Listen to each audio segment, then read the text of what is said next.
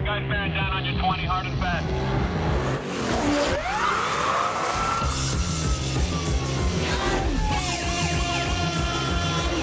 Coming out party for Need for Speed Hot Pursuit at E3 was awesome. I mean, we were the stars of the press conference for E3. We opened it all up, and the lights came down, and that trailer came up, and everyone went nuts as soon as they saw Hot Pursuit and they saw Criterion Games.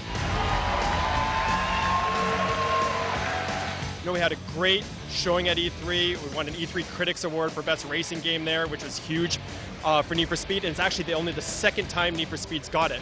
The first time, ironically, was the very first Hot Pursuit. So we're hoping that lightning strikes twice here.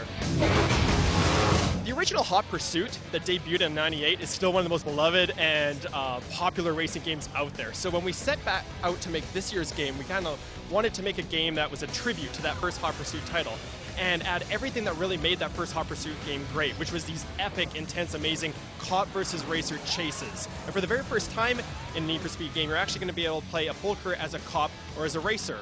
And then we wanted to make this game and update it to that past one and really, you know, make it for the new generation, the connected generation. So all of this cop versus racer gameplay is being supported by a brand new feature called Need for Speed Autolog, which really allows you to compare, share, and compete with your friends. So every single thing that you do in the game is being compared to your friends.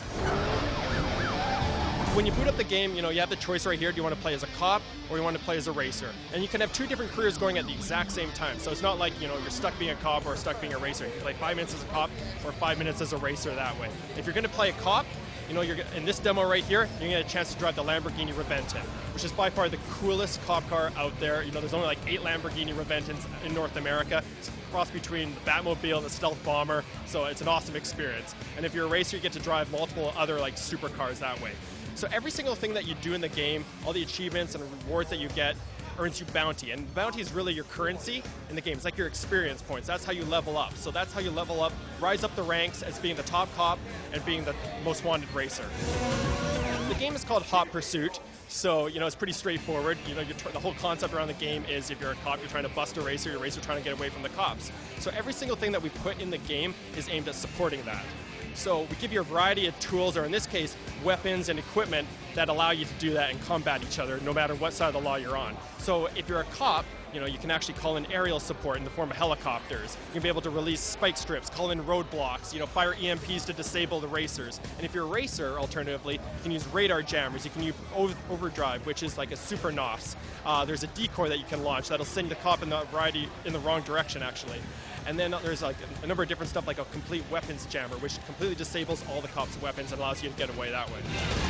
So there's 4 different weapons for the cops, 4 pieces of equipment for the racers. And as you level up, you get different tiers of it. So the weapons become more and more advanced. So for example, if you're a cop with a helicopter, you know, early on you may be able to get a helicopter that can't fly through tunnels and it has to avoid it. Maybe later on you get a helicopter that can fly through the tunnels, or a helicopter that can actually, you know, drop spike strips on your opponent. So you're not just unlocking cars as you level up in the game, you're unlocking different tiers and advanced weaponry.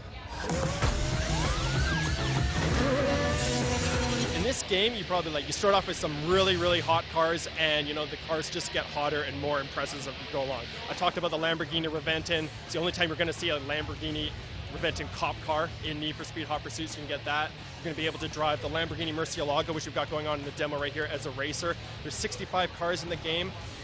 One of the philosophies that we had is, you know what, give you the keys to a lot of these cars right out of the bat. We're not starting you off with any beaters where you have to work your way up before you can actually drive something cool. You can be driving really cool cars right from the bat, and it only keeps getting better as you work your way through the game. The thing about Criterion Games is they have the ability to deliver really fun and accessible gameplay. So there's a philosophy there that, you know, the minute that you boot up the game and fire it up, you should feel like a rock star the minute you pick up that controller. You know, within 2 to 3 minutes of the game, you should be able to drift any car in the game around a corner at 150 miles per hour and have a really fun, great experience there. You take that and plus their experience and expertise that they bring in the sociability side of things and their connected gaming, which they showed in Burnout Paradise. So you take all of that and you combine it with the style and the cool factor and the attitude and the rebelliousness and access to all these licensed vehicles that Need for Speed brings, and you just have this really rich, compelling cop versus racer experience.